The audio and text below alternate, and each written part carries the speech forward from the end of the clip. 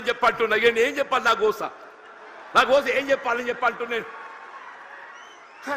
అంటే నిజంగానే వారు అడ్డుకోవడం సాధ్యమేనానే? వారికి ఎందుకు ఒక లక్ష్యం ఉంది, తెలంగాణ రాష్ట్ర ఏర్పాటు లక్ష్యం ఉందని చెప్పి అంటున్నా. ఆ లక్ష్యాన్ని అడ్డుకోవడం సాధ్యమేనని చెప్పి అంటున్నాను. అది ఎవరితో సాధ్యం కాదు.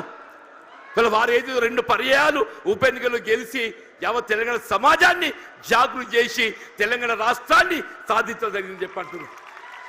మరి అటువంటి కమిషనర్ గల కార్యకర్తను నేను, అటువంటి కమిషనర్ గల కార్యకర్తను యావత్ తెలంగాణ రాష్ట్రం ఆశ్చర్యం. ఇదేందా జీవన్ రెడ్డి, మరి ఏం చేయాలని ఆయన 20 మాసాలు ఏదైతే నా ఉసురు పోసుకుంటారు మీరు, 20 మాసాలు ఉసురు పోసుకున్నారని చెప్పంటున్నా.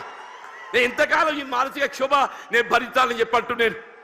సాధ్యమే చెప్పండి అన్న చెప్పంటు. నేను 4 దశాబ్దాలు కాంగ్రెస్ పార్టీ బలోపేతం కొరకు అకుంఠిత దీక్షతో ఏదైతుందో నేను పోరాటం చేసి నేను పాటుపడితే చివరికి దక్కింది ఏంటి అని చెప్పంటు. నేను ఆల్రెడీ ఈ వాయిస్ లోపల నాకు ఈ గోసేంది అంటున్నాను. ఇవాళ 75-76 సంవత్సరాలు వచ్చినాయి అంటున్నా. నా జీవితం చివరి దశ చేరుకుందని చెప్పి అంటున్నా. నా జీవితం చివరి దశలో ఏదైతుందో నాకు ఈ మానసిక క్షోభ ఏంటి అని చెప్పి అంటున్నాను. ఇవాళ కేసీఆర్ గారు పెద్ద మనసుతో ఏదైతుందో మరి నా చేయూత నాకేదైతే చెయ్యి అందించి నాకు అండా నిలుచుండని చెప్పి అంటున్నాను. అదే 4 దశాబ్దాల కాలం కాంగ్రెస్ పార్టీ సేవలో, కాంగ్రెస్ పార్టీ నిర్మాణంలో నేను పాటుపడితే నా చివరి దక్కింది అయింది. మళ్ళీ కేసీఆర్ గారే చెప్పంటున్నాను. పెద్ద మనసుతోని గతంలో ప్రత్యర్థుల యొక్క భావన రానియకుండా గతంలో ప్రత్యర్థులు పోటీ చేసుకున్నప్పటికీ కూడా ఏదైతుందో అది భిన్న రాజకీయ పార్టీ యొక్క ఆలోచన విధానం కానీ ఆ జీవన వ్యక్తిగతంగా ఏదైతుందో విలువలకు కట్టుబడే ఒక వ్యక్తిత్వం కాబట్టి అది ఒక భావనతోని వారు నాకు చేయూత అందించింది. అంత గొప్ప మనసు అని చెప్పి అంటున్నాను. దయచేసి ఇలా జగిత్యాల గడ్డ నేనేదో ఆశించి కాదు నాయన. నేను అన్ని చూసిన నేను చూడని ఏమీ లేదు. ఈ 4 దశాబ్దాల కాలంలో చూడని ఏమీ లేదు. ఇవాళ ఒకటి ఇవాళ రాష్ట్రాన్ని పట్టుకుని శని పీడ విరగడ కావాలని చెప్పంటు.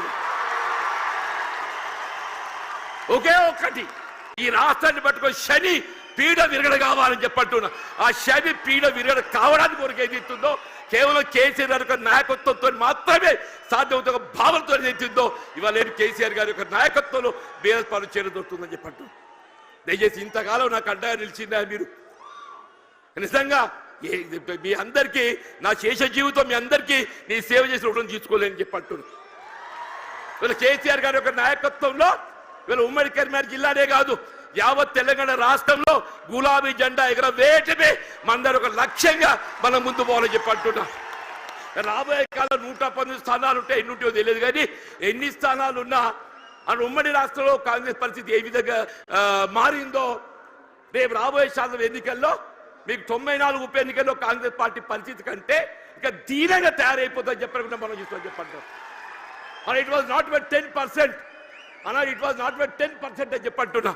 ఇవాళ పరిస్థితి కూడా ఏదైతుందో రాబోయే కాలంలో ఇవాళ ప్రజాభిప్రాయం ఎవరైనా ప్రజాభిప్రాయానికి అనుగుణంగా పనిచేయాలి. రేపు ప్రజాభిప్రాయానికి అనుగుణంగా ఏదైతుందో కేసీఆర్ గారి యొక్క నాయకత్వం పనిచేయాలి. వాళ్ళు ఎప్పటికైనా ఒకటి కోరుకుంటుంది, అరే ఇంత మంచివాడిని నేను ఇచ్చిపెట్టుండే ఏందే. అరే నిజంగా ఆలోచిస్తే కూడా ఆశ్చర్యం కలుగుతుందా? ఆయన నాకే పగోడు కాదు.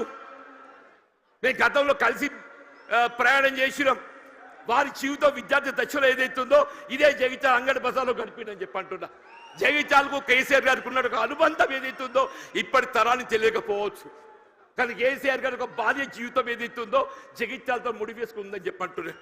అటువంటి కేసీఆర్ గారు ఏదైతుందో ఆనాడు తాడిత పీడిత వర్గాలు ఏదైతుందో వీళ్ళు వారి యొక్క హక్కుల సాధన కొరకు జగిత్యాల చైత్ర యాత్ర ఏదైతే ఇదే గడ్డ మీదకి వెళ్ళి ఇదే సమావేశ స్థలికి వెళ్ళి ఆరంభింపజేసిందని చెప్పి అంటున్నారు.